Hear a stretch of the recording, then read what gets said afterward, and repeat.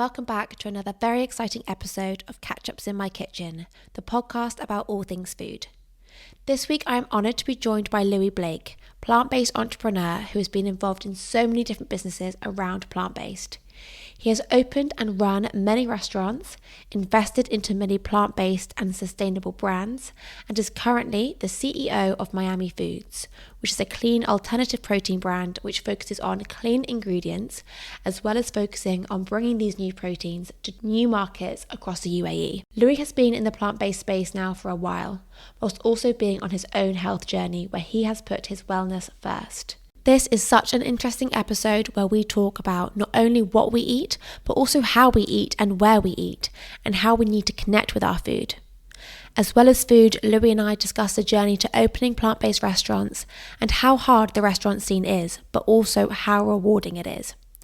Honestly, this is a fantastic episode. I learned so much, and so I think you're going to love it too. So let's get on with the episode, and as always, have a lovely rest of your day.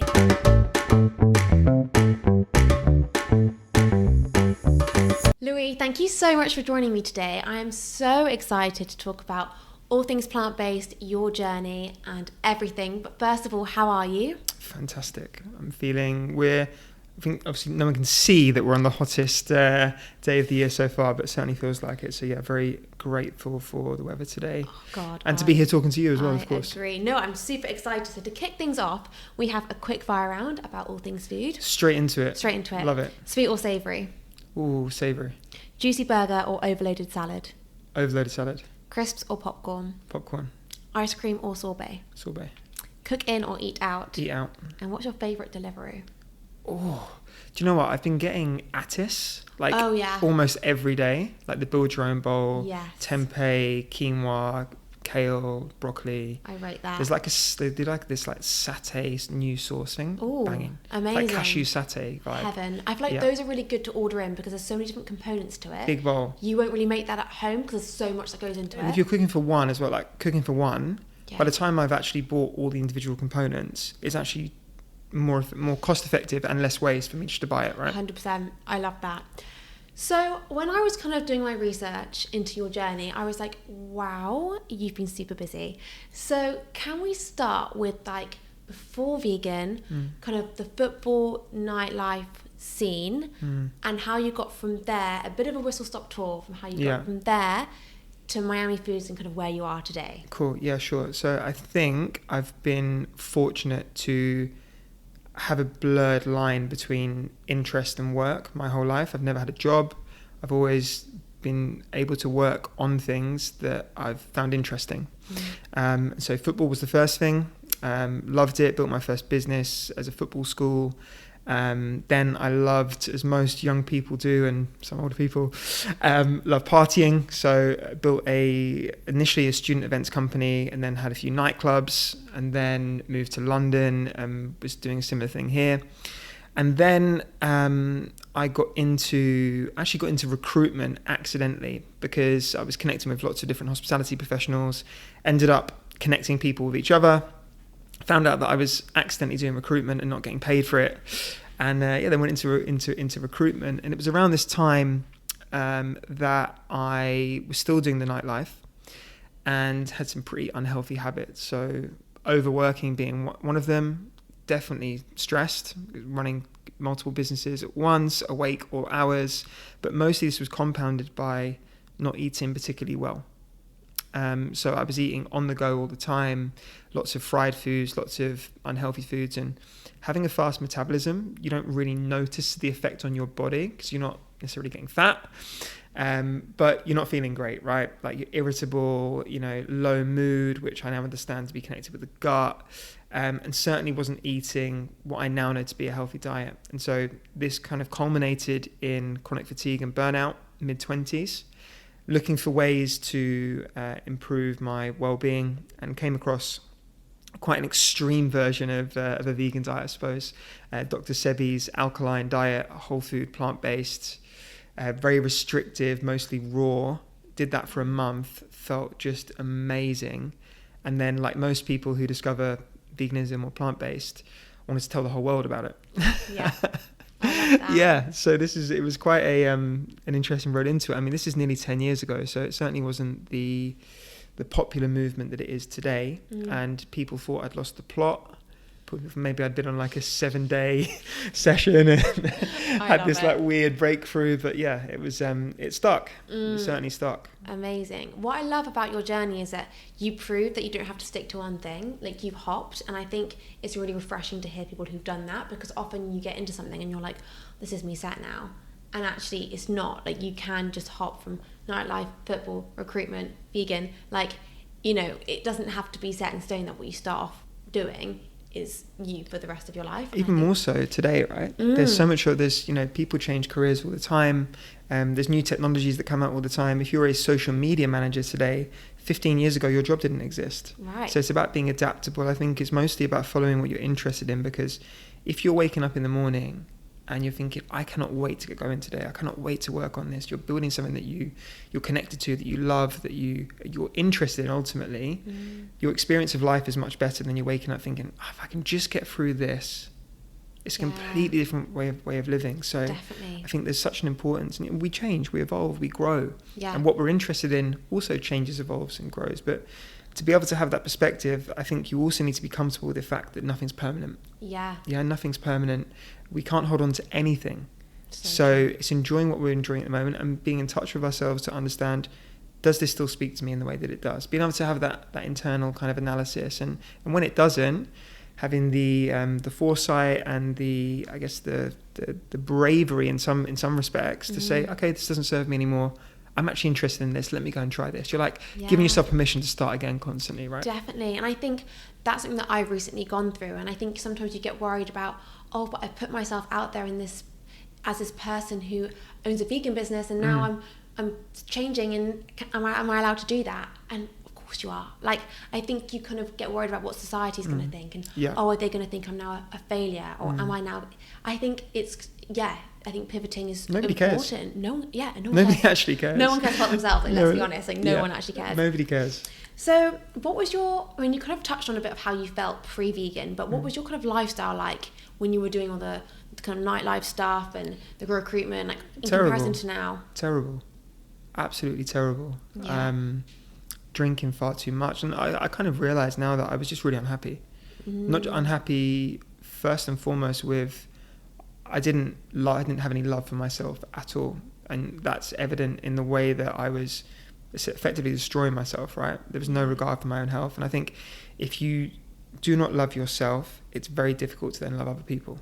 Yeah, so and true. If you're putting that energy out, that's going to be reciprocated. So one of the biggest differences I realised through adopting a vegan diet and then, I guess, embodying vegan principles was an understanding of the impact that my actions made on other people, which is effectively empathy, right? Yeah. I would say before that, I wasn't the most empathetic person. It was very much, my life was predicated upon what I can get for me, which is a fear-based mindset, which says I have a lack and therefore I need this. Yeah. And the transition when I was in a much cleaner vessel, as we'll call the body, was operating from a place of love. I have enough, I have more than enough, I have enough to share. And ultimately I love myself, and therefore if I love myself, I love other people, and then my interaction with people change. And that's probably one of the biggest things is, I guess, I feel like I'm probably a much nicer person to be around. Yeah. And I certainly feel better, right? I think that we can make, if you're in a calm state of mind, a healthy body, we can make decisions that are more in keeping with what we actually want for ourselves and others. Whereas when we're in a toxic body, a state of dis-ease, it's very difficult to be happy. And if you're not happy, it's very difficult to be nice to other people. Yeah. And so just a huge shift in that respect. And this is based on not just the foods, but also the way that you treat yourself, the way you speak about yourself, the things you do for yourself, which become easier when you're in a healthy body. And I think the foundational principle for a healthy body is around what you put into it, and that is the foods and the drinks that you have. Definitely, like that's kind of the whole reason that I did the podcast, is because like food, we all eat, and food is everything. Like obviously, it's not even just the substance you're eating; it's the way that you're preparing it, the way that you're thinking about it, the way that you treat yourself. Like it's all down to that, and I think it affects, like, as you just mentioned, like literally every part of our whole life, which is crazy, because some people just think of food as, like some people would prefer to take a tablet and then just be done with it. Whereas for me, food is like everything. And it can be everything, right? It doesn't just have to be, it doesn't have to be a compromise, which I think a lot of the time we're told when we're young, like healthy food is a compromise. Right. You're choosing health or taste. Yeah. Yeah. And a lot of our problems, I think, as a society and as individuals, is our inability to think long-term over short-term. So we're opting for the short-term palatable reward of something that tastes good over the long-term benefit of something that makes us feel good and builds our health over the long term. But you can have both. Yeah. We spoke about, I'm thinking about the attis salad, and I'm like salivating, right? It's amazing, but your palate can change as well. And it can be both, but there's a degree of work that's involved. And again, if you look at where the direction that our culture is taking, anything that requires any effort is becoming more and more difficult for people to do. Yeah. So you have to seek out these recipes or places, or cook for yourself. It's too much hard work. Let me just order this, or go back to what I know. Return to what I know. Eat something that's fast, that's satisfying. Because again, we're choosing short term over long term. I think that's where a lot of our problems come from. 100%, and also education. I think the branding for chocolate, sweets, fast food is like delicious, tasty, quick, easy. And then maybe in the past, branding for healthier food is like clean, healthy. There's no broccoli board, right? Yeah, it's like, what's going on? Like, it's the branding. Whereas actually, I feel like we are now blurring the boundaries between health and delicious. I think people are now like, wow, that salad was unreal. But also, education on not all salads are healthy. Sure. I think that's also a really interesting discussion. Like, some people might be like, oh, I'm going to have that chicken Caesar salad because I'm going to be healthy today. Really? Like, I think it's interesting education is really, really key as well. Like, confusing. It is confusing. Like, the word salad is like healthy. The word juice or smoothie is healthy. I mean, you can have some really unhealthy smoothies. Of course. So I think, and also a burger could be really healthy, good for you. I think it's interesting. It's challenging for people because there is so much misinformation out there, and also there isn't any science. Science in essence is an ongoing exploration. There's very few things that are defined, right? It fits this hypothesis, and it's correct based on these things, but it evolves all the time. There's some principles that we can agree on, and there's things that we can say that one thing is healthier than another, but for something to be truly health promoting, there's very few things that we have access to now that you could describe as a health promoting food. I'm not going to sit here and say that my own products are health promoting foods, but I will say they are healthier than the alternative they are replacing. But I won't say they're a health promoting food, and I won't advocate for people to eat them every day or 3 times a day. The foods that I would advocate for are organic foods in their natural form that are seeded or that are not human hybrids. Right. So a carrot, for example, is a human hybrid. But a carrot is also healthier than eating, in its raw form, is also healthier than eating a bag of chips. Yeah. So there's levels to it. And I think the purest way is unattainable for 99.9% of people. Yeah. We're talking like fully organic, seeded foods, mostly raw, alkaline, health. This is unattainable for most people. Yeah. But it's also potentially not the most enjoyable thing to follow if you also want to have a lifestyle in London where you can go for dinners and such. Yeah. So with all of these things, it's about a balance. Yes, you can enjoy a plant-based burger. Yes, you can enjoy raw food. It's creating something that works for you. But it is confusing because we have products that are also mislabeled. It's like you see like clean or healthy written on something which is, oils, which are fried, which etc. It's none of those things. So there's a degree of work on the consumer's part to actually understand what they're eating. And I think we owe that to ourselves as well. It's a worthwhile investment of our time to understand what we're eating and what feels good to us. Again, the way that we eat, right? If we're sitting on our phone in one hand, conversation going on the other, and we're mindlessly eating our food, we're not connecting with that food. We're taking very few bites, we're swallowing whole, we're creating a lot of work for our body to do to properly digest. Whereas creating a space where you can mindfully eat your food, you can set intentions for your gratitude to your food, make sure you're taking full mouth bites, eating slowly, chewing, not having water immediately before or after or during. There's things that we can do that can make the experience of eating healthier for our body, not just the food that we're eating as well. That's a really interesting point. How does water affect the eating process? So again, I'm going to get accused of misinformation. What I have found, and in my research that I've done, is that when I do not eat either side of a meal, my digestion improves. So I opt to do that. Now there's various theories on why this is, but most of what I've read states that around 15 minutes before or after, to avoid drinking water. Having done it, and this is what I practice, I find that it's beneficial to me. However, I also use diagnostics to determine how well I am digesting. So I get a blood test every 3 months. Oh, wow. One of the things that's come up consistently for me prior to doing this was low stomach acid. Okay. And this is caused sometimes by, if I've gone through a phase where I've not eaten well in the past, it can take a while for your stomach acid to reform. Since I've taken digestive enzymes before eating and reduced the amount of water I'm eating before or after meals, I found that my levels of stomach acid improved. And the reason stomach acid is important is because it helps you to draw the nutrients from the food. So you could be eating like an amazingly nutrient dense diet, but with low stomach acid, your body won't be able to convert the nutrients in the food that you're eating. So stomach acid is super important. And ultimately, when it comes to supplementation, the only way to know which supplements we should be taking is through diagnostics. So you should be getting tested, right? Especially if you have had a sudden change in diet. If you've gone plant-based in particular, I'd recommend anyone generally, but particularly people that are plant-based, get your bloods done, understand your blood panel. B12 for me was an issue at the start. I've supplemented it. I have no issue with B12 whatsoever. Iron was an issue for me. Increased iron-rich foods, not an issue.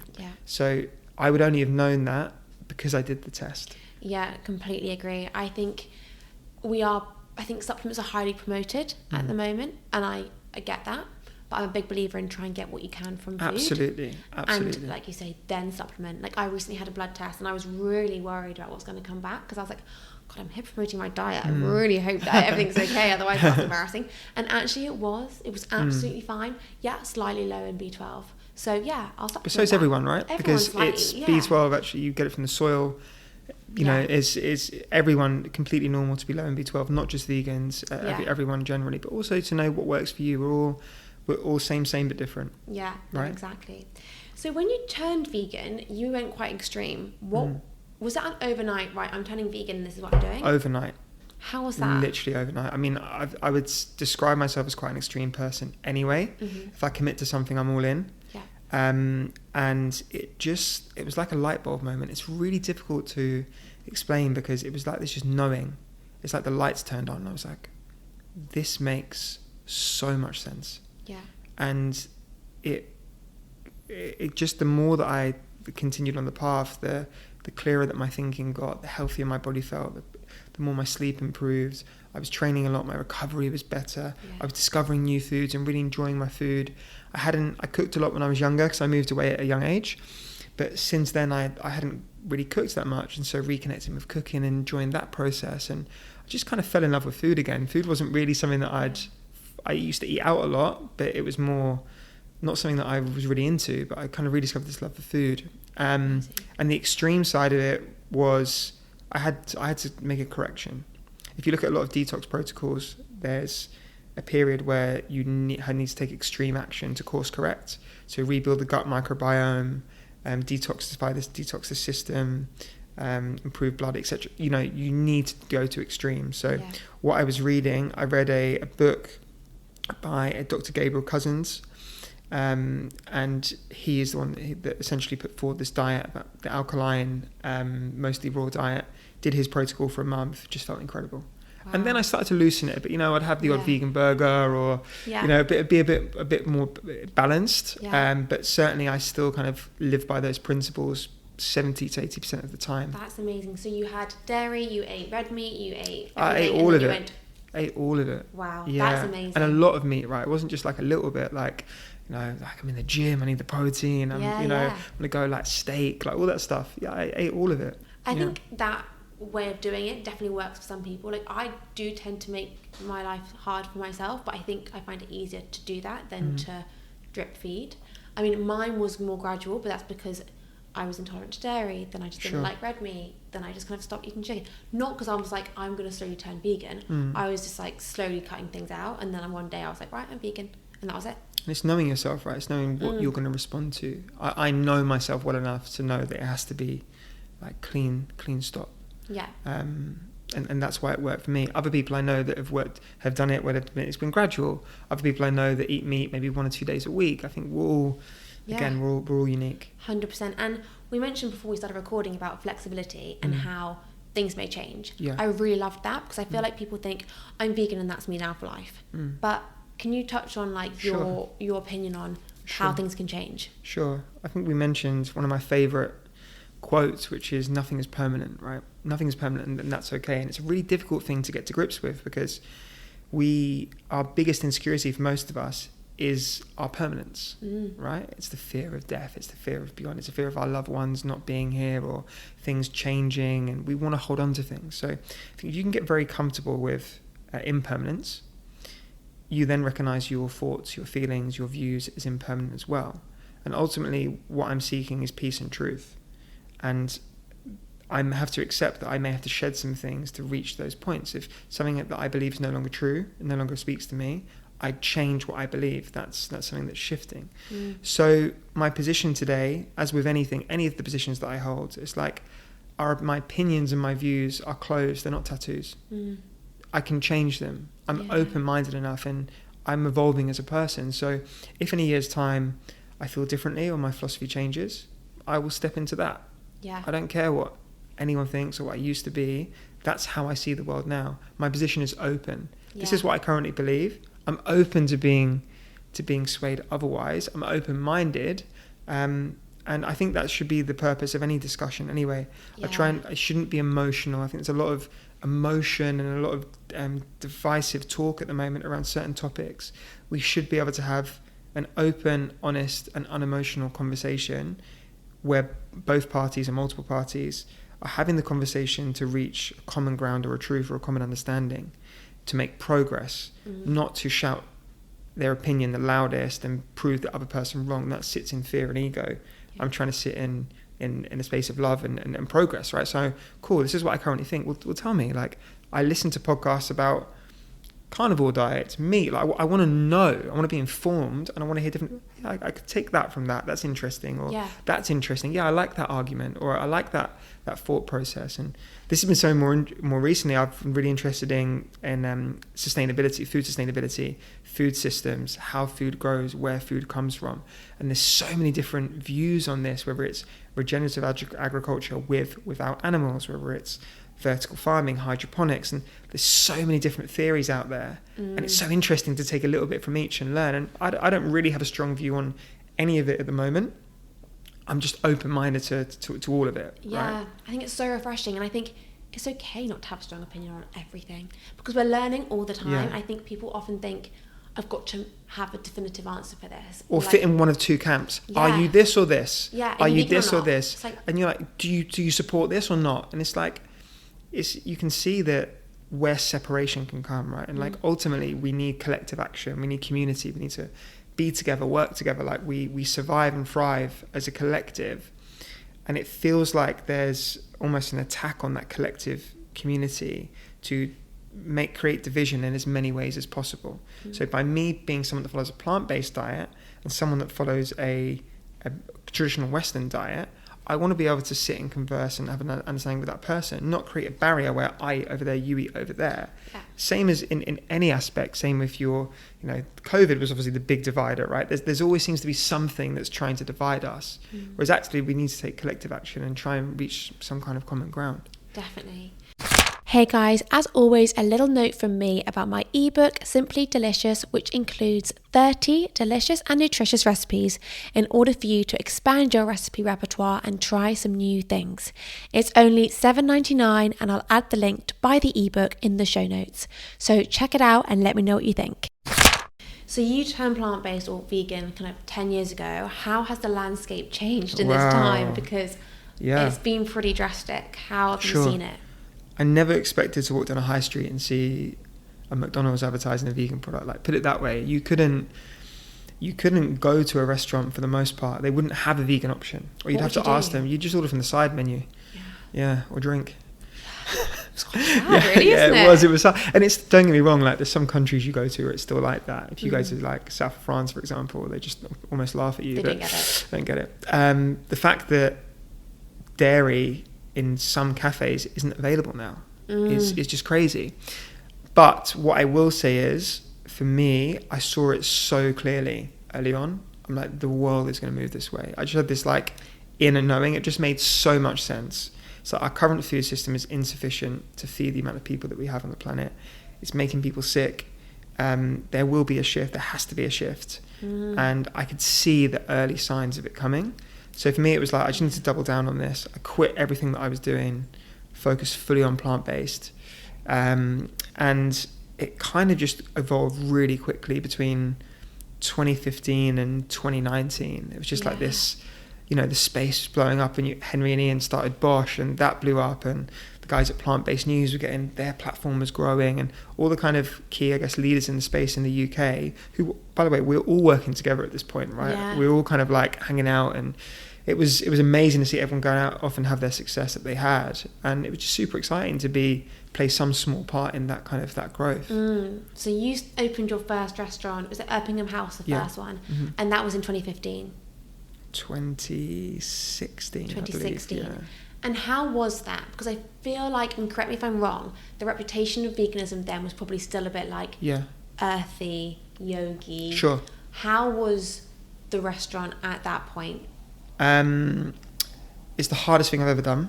Yeah. And a restaurant business is the hardest business in the world. And I've done multiple businesses in different sectors. Yeah. It is the hardest business in the world. And I think if I hadn't been doing it for the reasons I was doing it, it would have broken me. I mean, it did. It was on the edge of breaking me, right? Because I signed a 15-year lease without having the money to do it.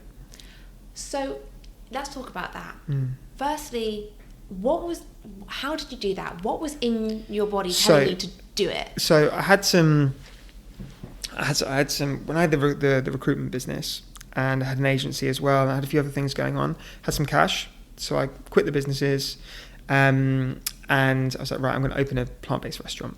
And I spent about 6 months living in central London, scouting spaces. I found a space in Shoreditch, just engaged solicitors. I just spent a ton of money and never got anywhere, because like stuff would have a fallout and it wasn't flowing.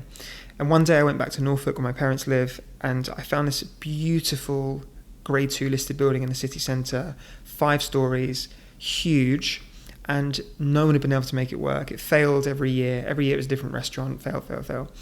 And the rent was like a quarter of what I'd seen in London for something that was much bigger. So I made an offer and was like, if they accept it, I'll do it. Made an offer, they accepted it. Wow. And I had to pay the first 3 months rent up front and a deposit. And so I did that, and I was running out of cash. And I was like, if I energetically commit to this and I show momentum and I start talking about what I'm going to build here, people will come. I will find a way. And I have a network of people that I could go to. I'd raised money before, etc. People saw what I was doing and was like, how do we get involved? Like, people came to me. So like mostly friends and family. I didn't need a huge amount of cash to open. But over 12 weeks, built it. And the idea behind it was, especially at that time, how do we look at, because there's nowhere near enough vegans to fill this restaurant, right? No. It's not going to be people that are vegan. So how do we think about the principles that could be connected to veganism? Health, wellness, mindfulness, sustainability, and play on those points to appeal to people that, whilst they may not be vegan, there may be some interest in those topics. So looking at like people that are interested in yoga, people that are interested in cookery, all this kind of stuff. Yeah. And at the same time, from a positioning standpoint, make it look like a beautiful, this is the day of Instagrammable restaurants, right? Or just before that, build it for social, and then document the entire process on social as we go, so that people felt invested in the process of it coming to life. Yeah, amazing. So every day, document, but also then involve people in that process. So 2 colours on the wall, which colour do you think we should do? Yeah. Get people to vote. So you had this engagement. So by the time we opened, there was all these people locally that were really interested and just intrigued to come and try it. That's Made so sure early though. Made sure the you were doing food that so was early. amazing, of course. And for the first 8 weeks, just killed it. Amazing. It was slammed. The food looked beautiful. It tasted great. The experience was amazing. I was there every day. After 8 weeks, I'd been there every day. I was just burnt out. Went to LA for a week, recovery. The day I got to LA, manager calls me crying. The chefs walked out during lunch service. Can you come back? Oh my God, no. And this is just restaurant business, isn't it? This is just what it's like. Yeah. And then... And did you have to go back? I went back. Yeah. And 6-7 years ago, trying to find a vegan chef in Norwich. Probably Forget it. impossible. So we had a period of 3 or 4 months where open, close, tried to do something that wasn't at the level before. Naturally, customers weren't happy with it. And all the while, the money was dwindling. And my accountant said to me, you need to think about wrapping up this business. So imagine I'd left London, I'd put it out there, I had a reasonably sized social media following, I told everyone, I'd hired my friends, I'd invested all the cash I had and friends and family's cash, 15-year lease, personally guaranteed, underwritten the lease, and I'm being told to close it. And I'm sat at home after a shift one night where I'd been in the kitchen washing up, get home, and I'm just looking at all of the debt sheet and all the money that we owed. And I was getting a barrage of emails, calls. You haven't paid this. We're going to cut off your electricity. We're going to cut off this. And I could have just wanted the ground to swallow me up. I felt like a failure. I'm 26, 27. I'd been the person as a young guy that, I'd moved to New York. I'd moved to Mexico. I'd come back. I'd set this business up. I'd had some success. I'd made money. And I then felt like a loser because I'd almost gone backwards. I'm living at my parents' house. So I'm moved back home, and I think something in me was reconnected with the purpose of why that restaurant existed. I'm there's sometimes 150 people a day coming through here. Most of them aren't vegan, and I'm changing their mind. They're trying it, and that they're being influenced to think about the food they're eating. So rather than focus on the money, which in that stage is easy to do, you start grabbing money because you need it. Focus on the why. Go back to fulfilling that purpose, and if it fails, it fails. I'm not dead. Right. And it just started, we found a chef. It started improving. We started thinking outside the box. We were doing classes, doing a yoga, regular sessions, got really creative with the menu, with how we're speaking to offices, and it just gradually started growing again. Yeah. And I'd opened a restaurant in London about 2 or 3 months after that point, and then just from there it's just kind of grown. There's so much to take from this. Firstly, kind of honing in on the passion and the why is so true. It's when you want something badly enough, it's not going to happen. When you're desperate for the money, for example, it's not going to come. When you go back to the reason why and the passion, it just happens naturally because it just feels more organic. But after that awful experience and the headaches and the nightmares, you went and did another restaurant. Why? And what also, another part of the question is, what did you learn from the first one that you did differently in the second one? So I've only been in hospitality or restaurants, should we say, for about 7 or 8 years. But I feel like I've had a lifetime of lessons because I did it myself mostly, right? I'm there by myself. I'm doing everything. I had to learn all of the processes, everything, what worked, what didn't, the finance, everything else. I'd had businesses before, but a restaurant business, there's so many moving parts, right? So I hadn't done a proper feasibility on the business to understand I understand a break even, but all of these variable costs which you don't have with a typical business, where having to hit a certain food percentage, a certain labour percentage, having to have, cash flow to pay for X, Y, Z, whatever it is. So I learned a hell of a lot. And I saw London evolving as a vegan scene. And I'd mentioned to a friend that I had a concept that I developed, because I'd been going to LA for the last 3 or 4 years prior to that, and coming up with a concept that was called California Kitchen. And he's like, you know what? I think my business partner would potentially invest in that. Could you get X amount of money? And I think between us, the 4 of us, we could all throw in and we could do this concept. And it ended up costing more than it probably should have cost. Collectively, just shy of, just under £1 million to open it. But we created this amazing pink California Kitchen restaurant on Tottenham Court Road. Amazing. And it just opened. It was like bang. It was super cool. So I had Norwich, I had that, and I was going between the two. And they were both young businesses, both restaurants. So it was then learning, how do I manage multiple at once? And invariably, there were some internal disputes with that business, which I won't go into. But it led to me then working with the team that brought By Chloe to the UK. They had 4 sites. And then I eventually folded in Erpingham House, or my share of Erpingham House, with a fund. And me and my current business partner set up a hospitality fund about 3 years ago now. 14 brands, US, UK, UAE. We've opened multiple sites. Amazing. But none of that would have been possible without all of the struggle that came from that first site. Yeah. So I think, what it taught me was that the resilience, first and foremost, is one of the most important things, reconnecting to the why, and in a literal skill set sense, like how to operate a restaurant business and do every job in that business so that you know it inside out. Yeah, I mean, if you can do that, I feel like you can tackle anything else the industry has to throw at you. And I mean, now what's transpired, and I'll touch on briefly because I haven't spoken about it before, my biggest advice to anyone when taking on a bricks and mortar business is do not sign a personal guarantee and do not underwrite the lease. And if you are going to do it, understand the implications. I signed a personal guarantee on a 15-year lease for that property in Norwich. I then signed a 7-year lease, personal guarantee, for a property in Brighton, which I opened 3 days before the first pandemic. Oh my gosh.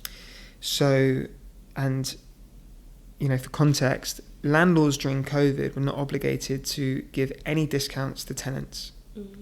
So my landlords did not give me any discount.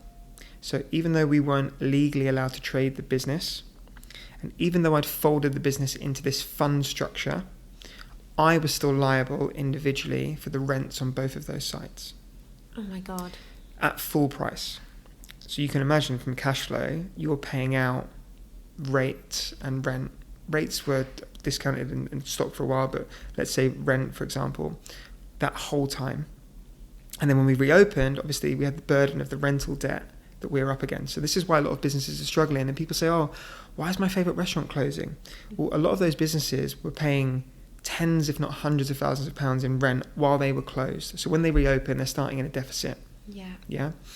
So when I reopened that business after COVID, by that point we had 3 sites. We had Norwich, we had Brighton, we had Edinburgh for Erpingham House, and we had a pop-up in London.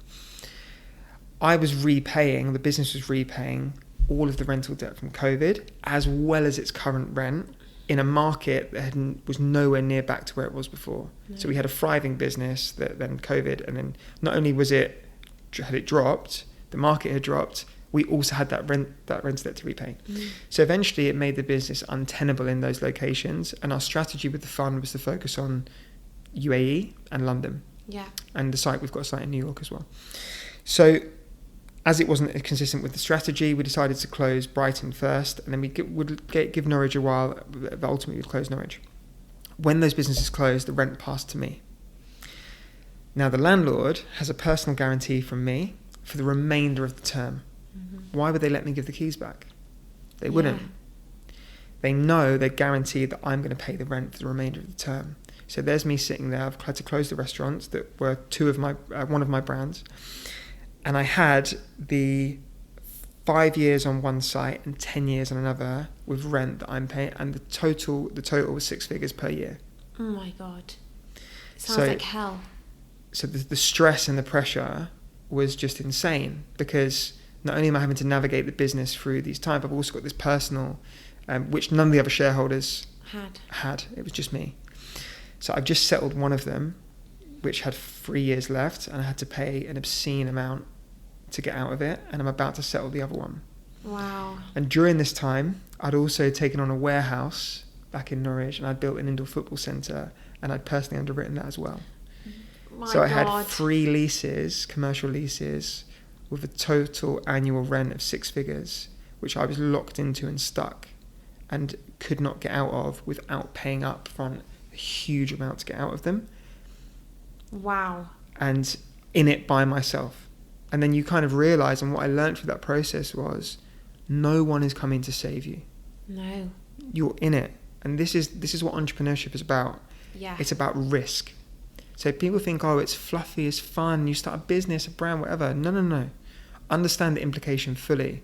Not only are you putting yourself out there for the world, you also, a lot of the time, have this huge potential risk that not only will it may not work, you will have to personally clean it up. Yeah. Which is what's happened, right? So it's taught me a lot about fully understanding risk profile, fully, obviously I wanted to commit. I was really willing to burn the boats. I was willing to bet it all, but it's the thing that you can't see that will kill you. Yeah. So COVID, right? Yeah. I didn't know. I signed this personal guarantee and my logic was, well, if the restaurant fails, I have a rent deposit in place on both businesses.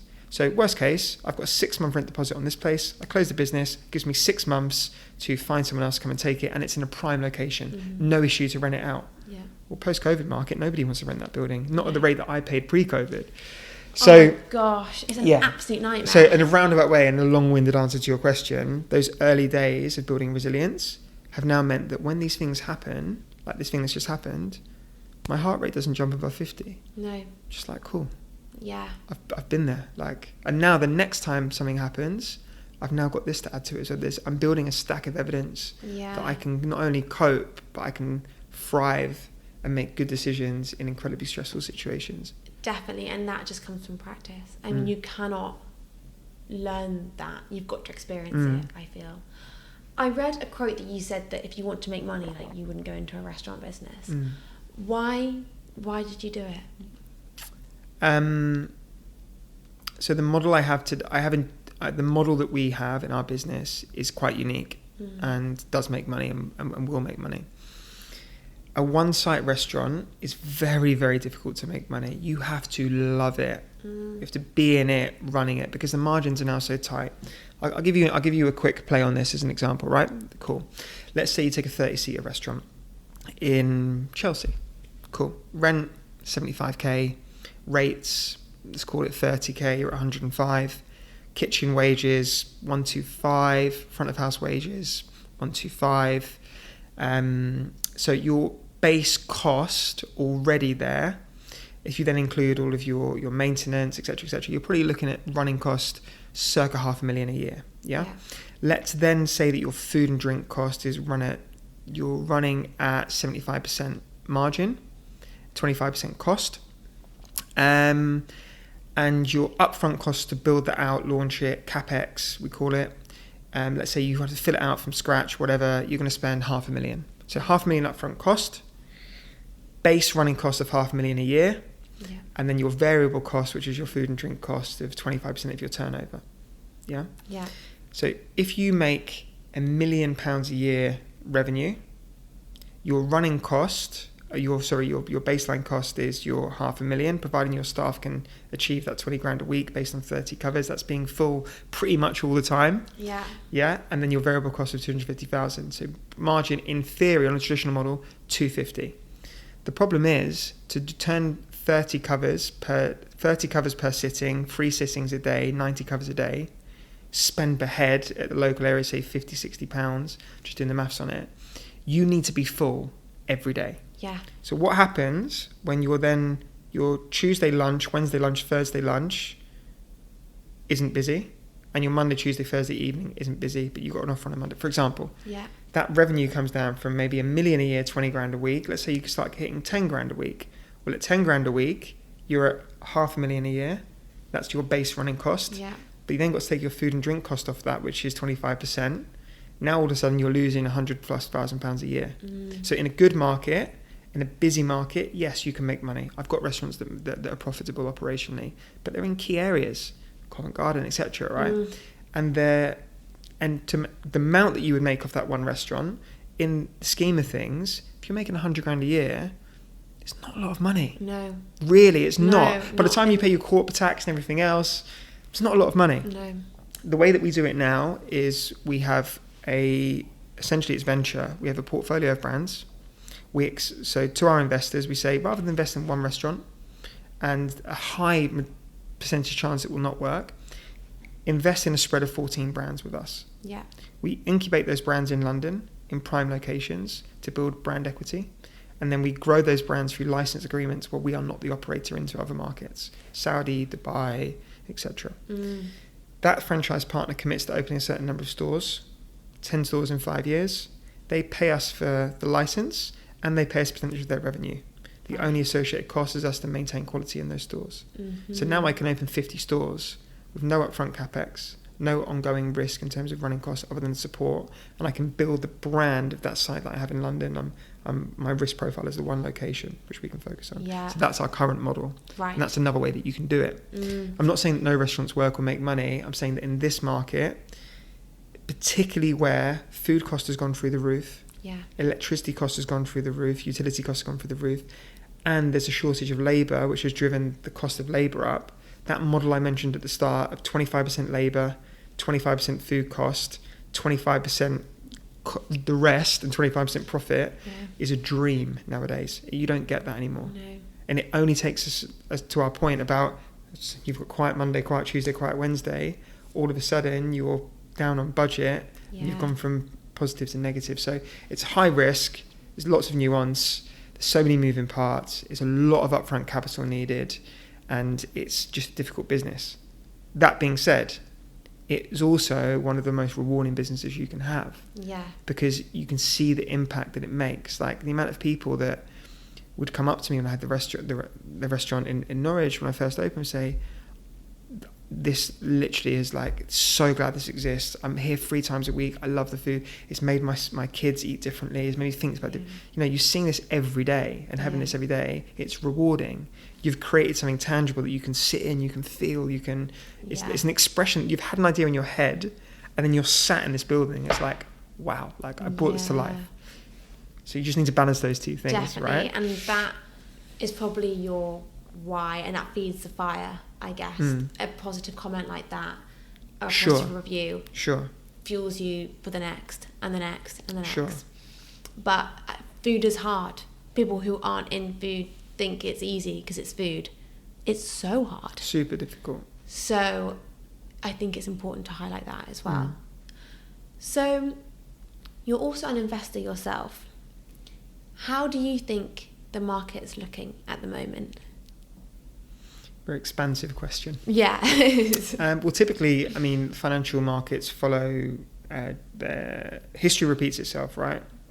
We have bull and bear markets, we have recessions every 8 to 12 years or so, and there's a knock-on effect across a range of industries from financial markets, right? At the moment, there's no doubt we're in a recession, which has meant that from a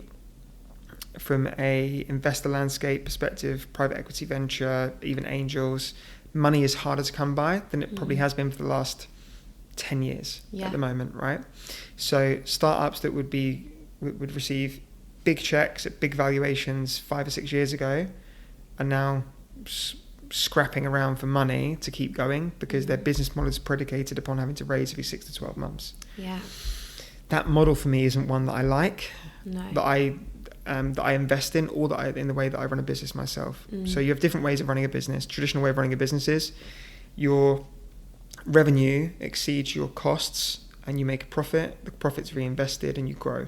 Yeah. You take investment where needed. If you can increase revenue without increasing cost base beyond revenue, you can take investment and still maintain a healthy business. There may be a period where the cost base is higher, but you have a plan and a forecast for how that's going to equal out and go beyond.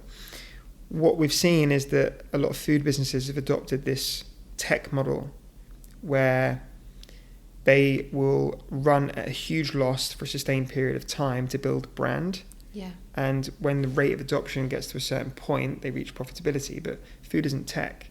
No. There's the replicable cost involved doesn't drop in the same way that it does with tech, right? You can create a piece of software, you sell it over and over again, and there's no marginal increase of cost of sale. Food doesn't work like that. No. Food is way more nuanced, right? We don't realize how fragile our food system is. And the cost is influenced by a number of different factors.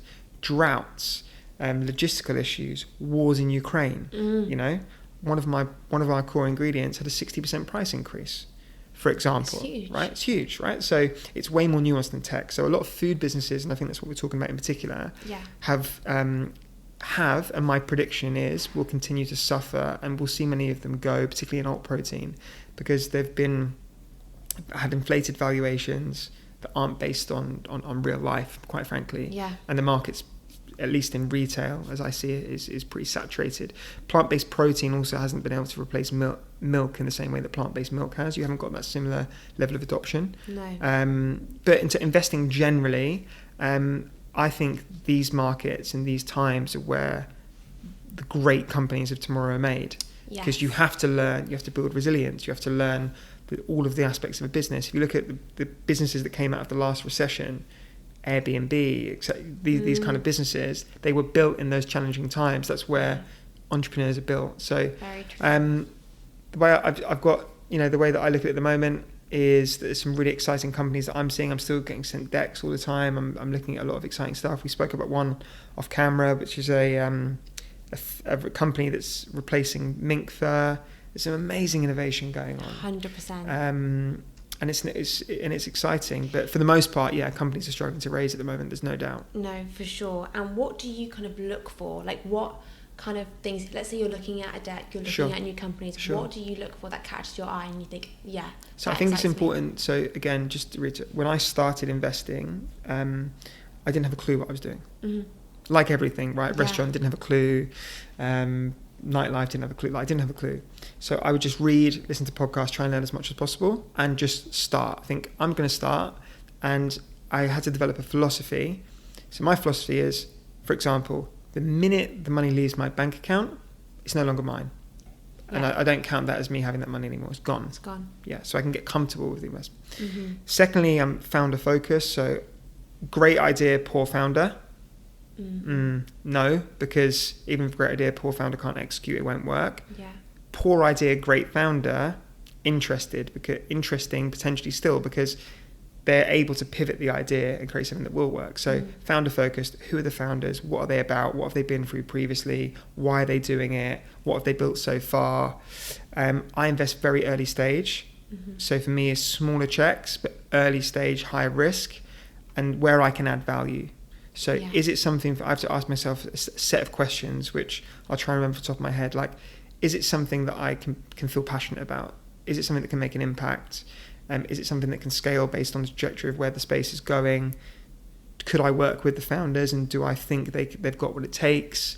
Who else is in? That's something. I mean, who else can? I don't know it all. It's a good sign if there's some good people that I respect that are involved as well. And I've got a kind of a list of questions that I ask when I review this kind of things, and you have to kind of stick to your guns. And so I've done a couple where I think I just got excited. Probably shouldn't have done that, right? Right. But there's been some that I've done where I knew from day one, like Dirty is a prime one. Yeah, right? Great. No, and no, Andy and Simon. Well, they came to me like, look, we're going to do this. They didn't even have a product at this point. The pre-money valuation was 5 million. I mean, but which is expensive considering there's no product, there's no traction at all. But believe in them big time. I personally use those products and love them, and it's made an impact on my life. I can see where the market's going when it comes to mushrooms. Yeah, absolutely. And that's one that's done incredibly well and continues to, right? So I think it's, Yeah, I feel like you listen to your gut quite well. Yes. I feel like you've got quite good gut instinct as well. From listening at your journey so far, although you've taken risks, you've kind of followed through. Well, let's talk about that for a sec, right? Gut instinct, what is that? I believe that if you create a clear vessel, you can listen to your body. Right? Yeah. Your gut, your body, your source, whatever you want to call it. If you are unclear, and what makes us a clear vessel? It's practices that connect you to yourself, mindfulness, meditation, silence, etc. Right? It's clean foods and drinks. It's taking time for yourself. It's investing in your own wellness to build a clear vessel that allows you to listen to your gut and connect. If you are busy, highly caffeinated, or hungover, or having difficult digesting your food, or engaged in toxic conversation, media, whatever, it's going to be hard to hear what's coming from you and listen to yourself ultimately, right? So true. So I think a lot of it's connected to what we put into our body. It's so true, and it goes back to how food, health, lifestyle, wellness, it really is the center of everything, because it just creates so much clarity. For sure.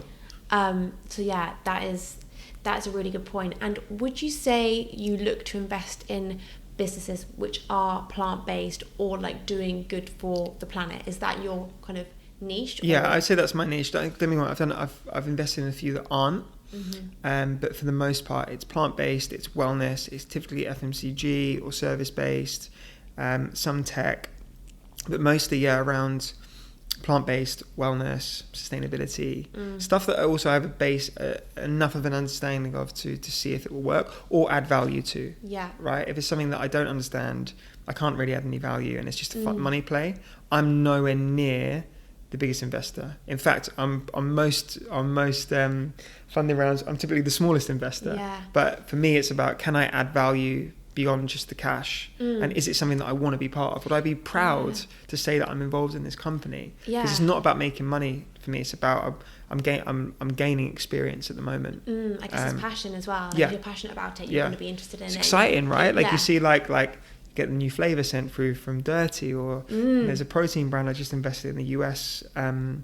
The guy that made the Game Changers film, he's just brought out a nutrition brand. I've just invested in that. Amazing. Getting that product coming through, you're like, this is exciting to be part of this, right? Yeah. You're feeling part of it. Yeah, definitely. Now let's go on to Miami Foods. So can you talk a bit about this journey? Sure. How this came about, where this came in on your timeline? Sure. And also kind of where the future is for Miami Foods, where you're taking it. So I guess, again, following interest, I'm super interested in alternative protein. I think we need a more sustainable solution to feed people. And I'd invested in a few different brands previously. And it came at an interesting time because the restaurants had beat me up pretty bad. Yeah. But I'm still in it. And, we'd raised our fund, we'd deployed a lot of the money. The restaurants that we'd opened were up and running. And I got this opportunity alongside that to invest in Miami. They'd never raised money, but the chef who was given an equity at the start wanted to sell some of his shares to buy a house, basically. Okay. So a friend of mine came to me that I've invested with before and said, look, I've got this company. You wouldn't believe their numbers. Like, they're profitable. They're the first plant-based meat brand I've seen that's actually making money. They've got some big listings. They're doing really well. And the chef's willing to sell some of his equity for quite cheap. Do you want to buy some of it with me? I was like, send me the numbers, looked at it, I'm like, I've never heard of this brand, but it's a really solid business. And the restaurants, I got some samples for the restaurant. The chefs loved the products, and the health credentials really stood out for me. The burger was 0.6 grams of sat fat per 100, whereas a beef burger's 6. Wow. A Beyond Burger's 5.5. So, and a clean label, 6 or 7 ingredients. Amazing. No weird chemicals you can't pronounce. Very clean. And when you eat it, yes, it's still a burger, but it tastes a lot lighter and cleaner, and there isn't coconut oil coming out of it and all sorts, right? So I was like, great, I like the product. Met the founder, got on like a house on fire, met the rest of the team. I was like, brilliant, cool, I'll invest. Yeah. So invested in that. And when I invested in that, actually, I had my favourite watch that I said I'd never sell.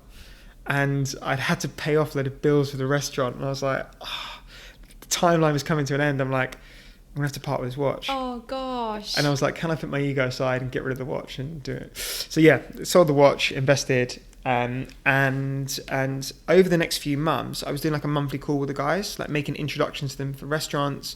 And every time I introduced them to a restaurant, the restaurants loved the product. I'm like, wow, this is working. This is working. Amazing. And then the founder said to me, look, he's jokingly, why don't you come be the CEO? And I'm like, no, I'm in restaurants. I love the restaurants. I'm in the restaurants. But at the time, the restaurant stuff was not slowing down, but a lot of our work was in the Middle East, and I was based in London. And it was kind of stable, and I had some extra time. I said, look, I can help with some business development and help whatever.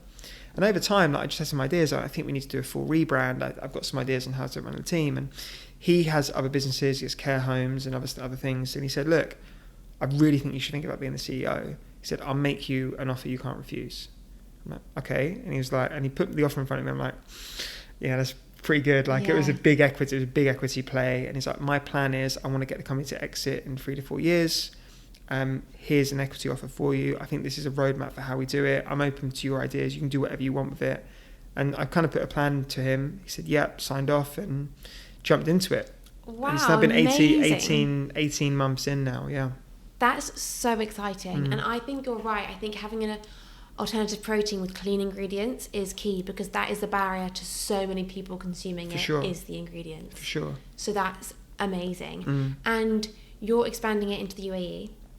Correct. How's that? What's the UAE market like versus the UK market? At the minute, most of the businesses in the UK, we're also in the Netherlands, we're in Spain, we're in Portugal, we're in Greece, and now UAE. UAE is a really interesting market because it's growing, but it's still very small. There's not as much competition in the region. People are very open-minded. I've seen a huge shift with Dubai and that region, actually, where the last few years where I've been going, it's felt very much like it's all about partying, it's all about bling, it's all like surface level. Now it feels like there's a huge shift towards like wellness, sustainability. Like I think it's amazing, really cool. Really cool. And so obviously plant-based food goes hand in hand with that.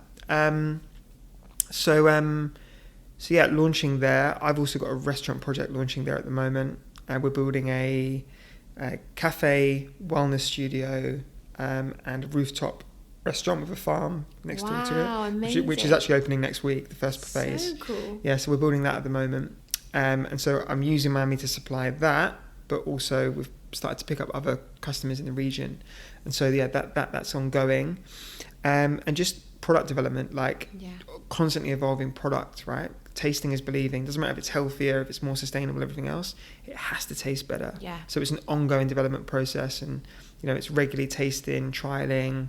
Can we make it cleaner all the time? Yeah. And it's a journey, and we've run we're still technically a startup. Yeah. Although it's a growing business, you have stuff. It's like putting fires out every day. Yeah. 100%. And I had to learn a product business from scratch very quickly. And learn on the dealing job. with factories, dealing with with supply chain, logistics, dealing with retailers, dealing with obviously restaurants I'm familiar with. But there's a lot to learn. But it's been great. I've really learned a lot. Yeah. And you seem to have taken it kind of international quite quickly in comparison to some brands might be like, let's do UK and then we'll move. How have you found kind of making it international and growing that way? It's just been in response to demand, really. People got in touch with us. Can we get it? Amazing. Yeah, cool. It hasn't really been part of a strategy. UAE is now a strategic move there.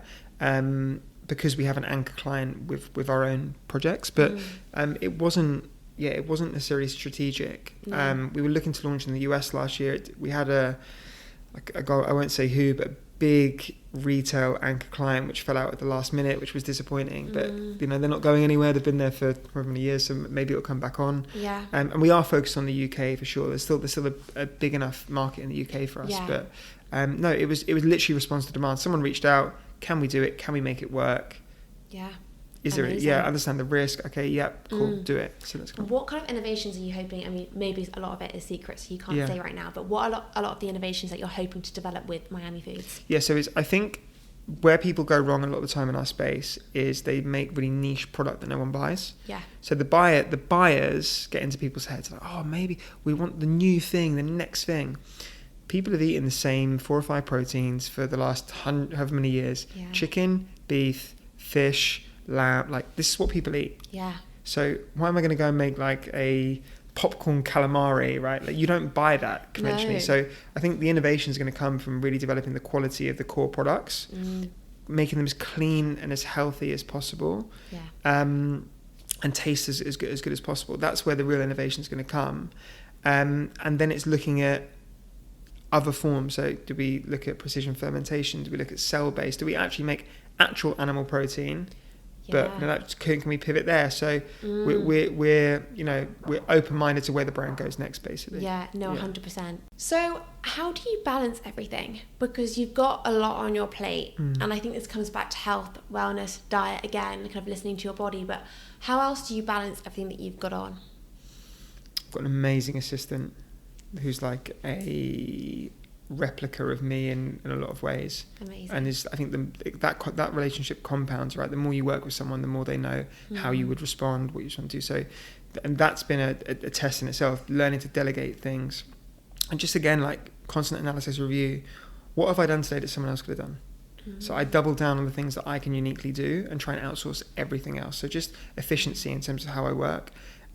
Keeping up to date kind of to-do lists in order of importance, delegating those out, prioritizing the focus on the ones that I need to do, prioritizing discomfort every single day, whatever the form that takes, whether that's training, whether that's ice, whether that's sauna, whether that's whatever, trying to be uncomfortable every day.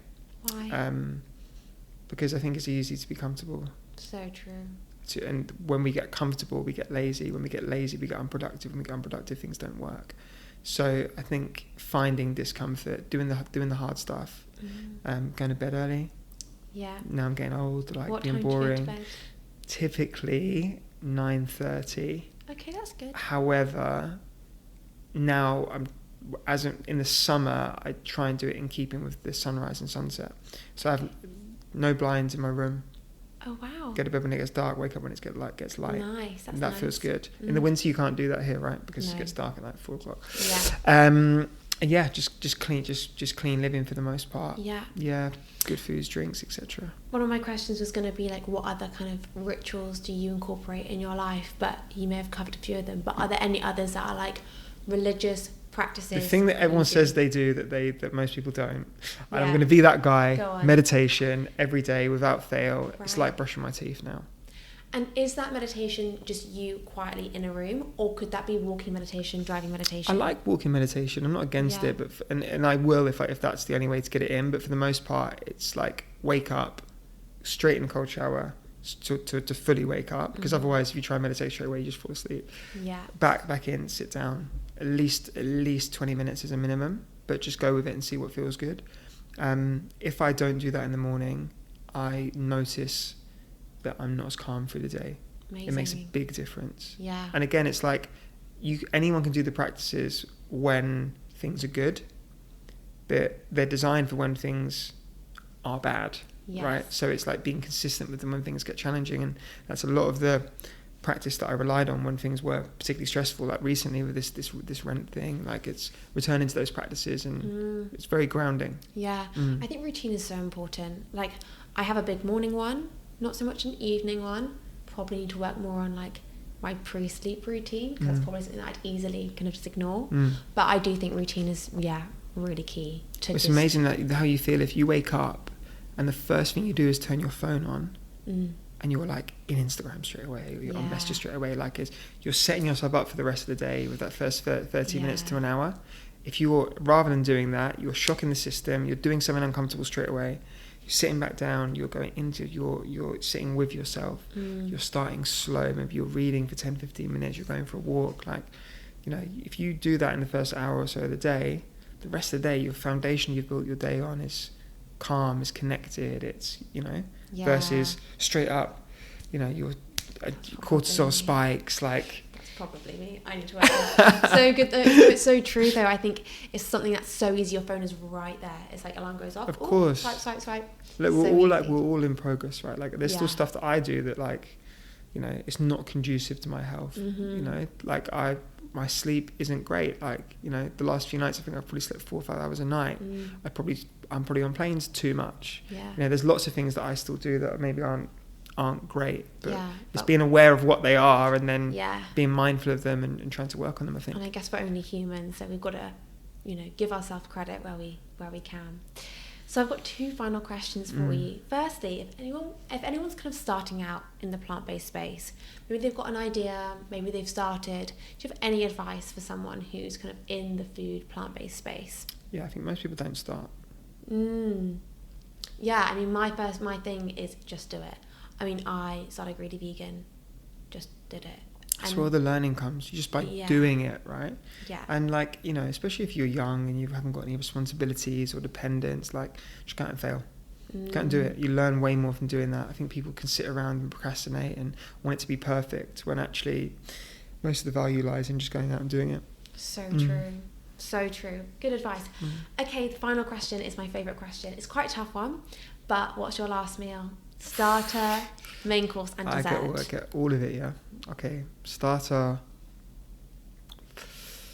controversial, basic. I can't believe how basic this is. Do you know, have you tried that Moorish smoked hummus? Oh my god, it's my favourite.